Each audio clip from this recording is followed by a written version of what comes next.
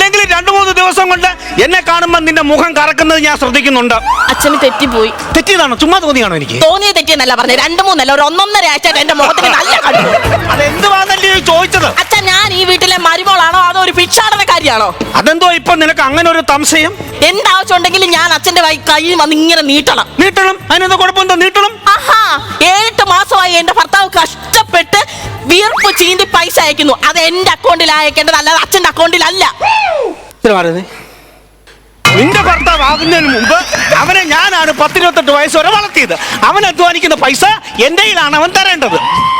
7 മാസത്തെ കാര്യം മാത്രം ഞാൻ നോക്കിയാൽ മതി. 10-28 കൊല്ലത്തിന്റെ കാര്യം എനിക്കറിയണ്ട.